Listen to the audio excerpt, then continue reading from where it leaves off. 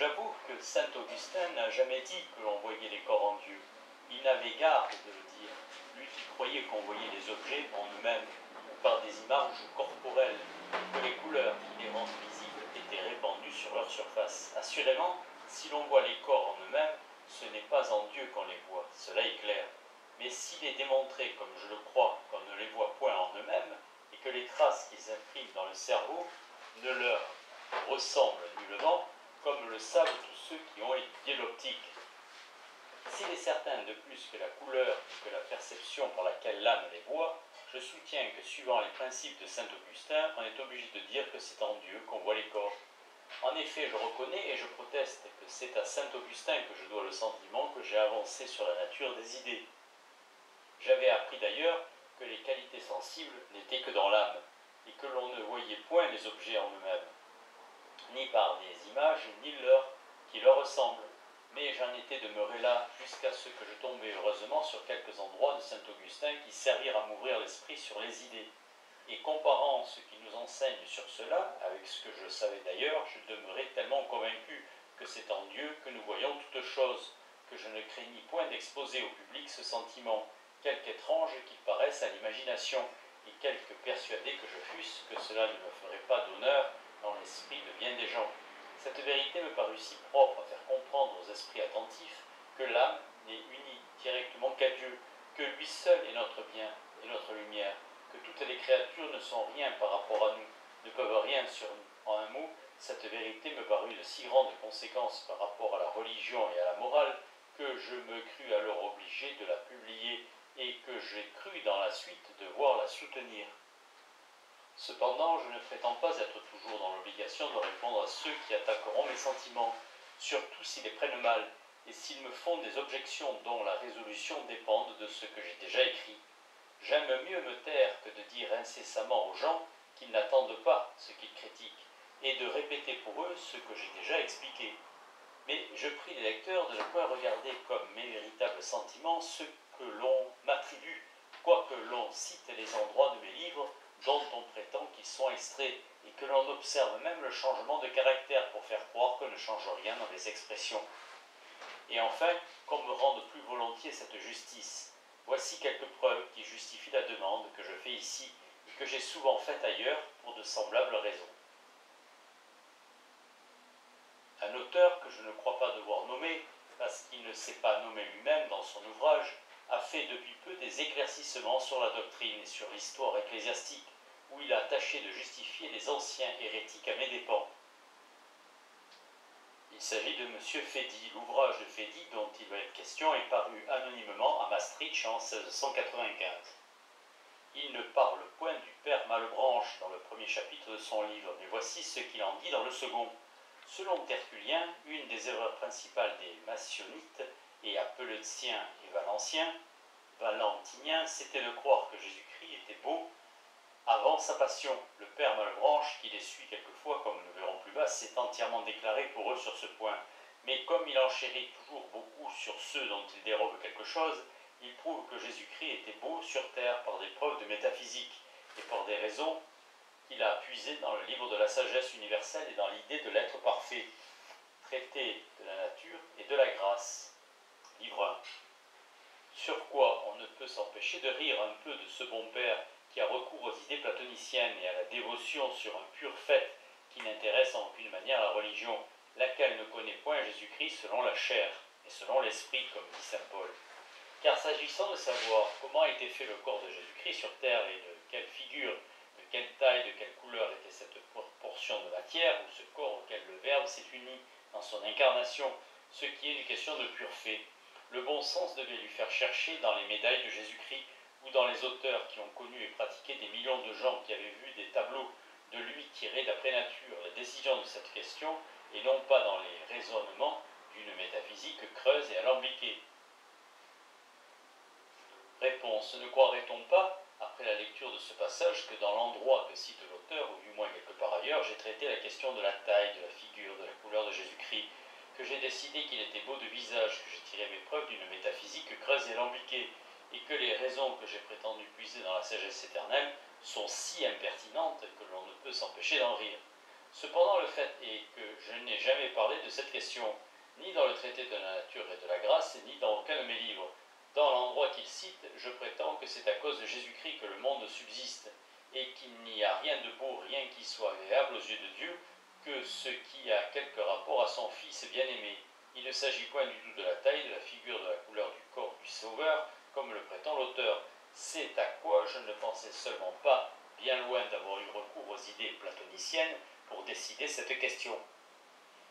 Dans le chapitre suivant, le même auteur m'attribue de croire que la matière est éternelle. Il avait déjà avancé cette calomnie dans sa critique des mémoires de M. de Tillemont, il y a environ 2 ans. Apparemment, quelqu'un l'a détrompé, mais il ne paraît pas fort disposé à me rendre justice, car voici comment il parle.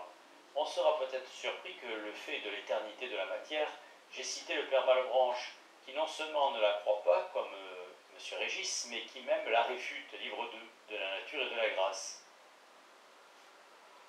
Mais il est bon d'observer qu'il ne la réfute que parce qu'il suppose que ceux qui la font éternelle la font aussi incréée et indépendante de Dieu et immobile.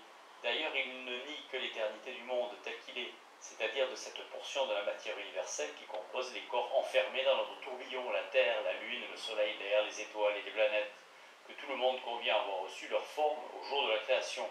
Mais il ne nie pas que la matière en général, ou l'étendue subsistante, n'ait été créée de toute éternité, et ne soit une émanation libre et volontaire de Dieu, et comme le premier fruit de son action interne. C'est uniquement ce que voulait dire Platon. Tout ce discours est faux, il suffit de lire la Méditation 9 et l'endroit même du traité de la nature et de la grâce, cité par l'auteur pour s'en convaincre. Dans le nombre 53 de la seconde partie du traité, je me fais cette objection, où le monde est digne de Dieu, et où il en est indigne. S'il est digne de Dieu, il doit être éternel. S'il en est indigne, il ne devrait point être tiré du néant. Donc, et j'y réponds ainsi, il est mieux que le monde soit que de n'être pas. Mais il serait mieux qu'il ne fût point du tout que d'être éternel. Il faut que la créature porte le caractère essentiel de la dépendance. L'auteur ne devait donc pas s'opiniâtrer à soutenir que je ne nie pas que la matière n'ait été créée de toute éternité, puisque dans l'endroit même qu'il cite, non seulement je le nie, mais que j'en rends cette raison que la créature doit porter le caractère essentiel de la dépendance. Dans la 9e méditation, méditation chrétienne, nombres 10 et 12, je réfute plus au long de ceux qui concluent que la matière est éternelle, immense, nécessaire de ce que l'idée de l'étendue a ses qualités. Je fais voir qu'en un sens, il est faux de dire qu'on doit juger les choses par leurs idées. L'étendue intelligible ou l'idée de l'étendue est éternelle, infinie, nécessaire, mais ce n'est point une créature. Elle a toujours été en Dieu, comme je viens de le prouver par saint Augustin et par saint Thomas.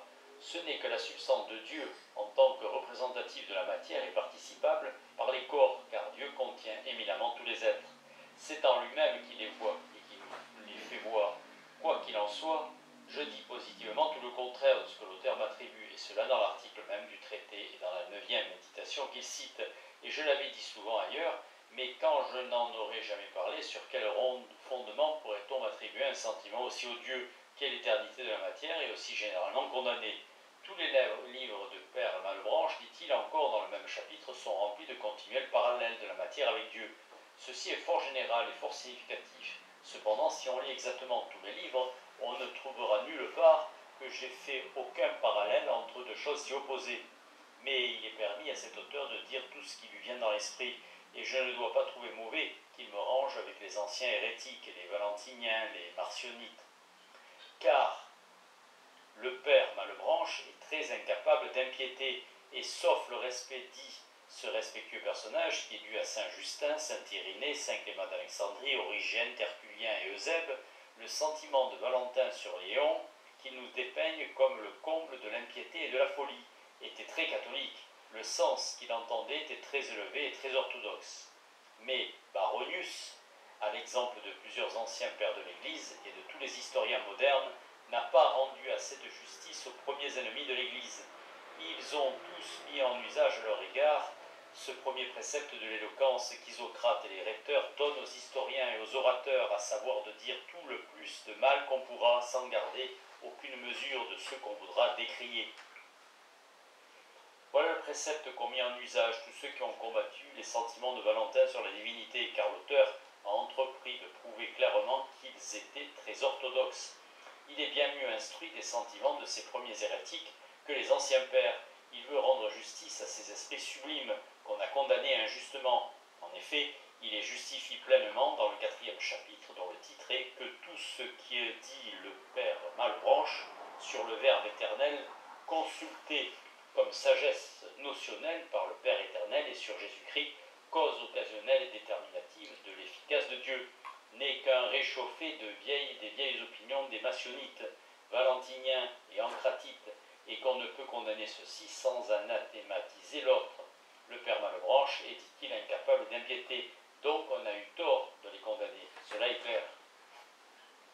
Mais parlons sérieusement, cet auteur ne craint-il point qu'on l'accuse d'observer bien plus exactement que les pères le précepte d'Isocrate, de ne garder aucune mesure et de dire tout le mal qu'on peut de ceux qu'on veut décrier.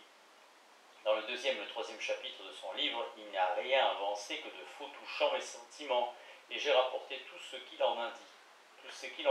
Mais dans le 4e, il paraît même, par le titre que l'on vient de voir, qu'il n'y garde nulle mesure. En effet, c'est un tissu si étrange de fausseté et de brouillerie qu'une préface n'est pas un lieu propre pour les démêler.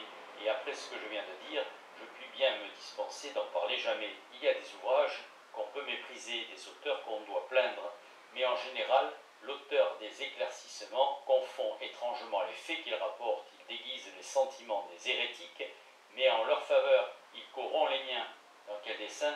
Dieu le sait. Il ne craint point de mettre en italique, comme mes propres paroles, ce que je n'ai jamais dit. En un mot, s'il est de bonne foi, ce qu'il faut s'efforcer de croire, il n'entend ni mes sentiments, ni ceux des anciens hérétiques, si ce n'est peut-être qu'il sait mieux que moi ce que je pense, et ce que pensaient les anciens hérétiques que les pères qui les ont condamnés.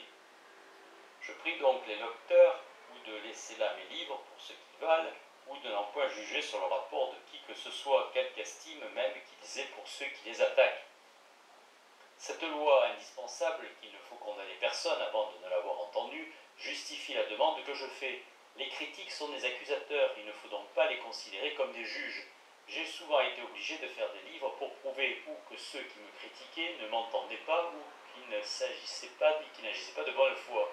Je voudrais bien n'en plus composer de pareils, et j'en serais dispensé si l'on veut enfin m'accorder la justice que je demande, de ne point juger de mes opinions avant que de ne les avoir sérieusement examinées dans mes livres. Je crois qu'on y trouvera suffisamment expliqué, surtout si l'on joint mes derniers ouvrages avec les premiers. C'est principalement dans les dernières productions d'un auteur qu'on doit s'instruire à fond de ses sentiments, car à 50 ans, on est moins ignorant qu'à 30, où l'on aurait bien mal employé son temps. J'avoue mes forces d'être au nombre de ceux qui écrivent en progressant et qui progressent en écrivant. Augustin, lettre 143. Table, entretien 1 de l'âme, et qu'elle est distinguée du corps, de la nature des idées, que le monde où nos corps habitent et que nous regardons est bien différent de celui que nous voyons. Entretien 2 de l'existence de Dieu, que nous pouvons voir en lui toutes choses et que rien de fini ne peut le représenter, de sorte qu'il suffit de penser à lui pour savoir qu'il est. Entretien 3 de la différence qu'il y a entre nos sentiments et nos idées, qu'il ne faut juger des choses que par les idées qui les représentent, et nullement par les sentiments dont on est touché en leur présence, ou à leur occasion. Entretien 4, en général de la nature et des propriétés des sens, de la sagesse des lois, de l'union de l'âme et du corps, cette union changée en dépendance par le péché du premier homme. Entretien 5, de l'usage des sens dans les sciences.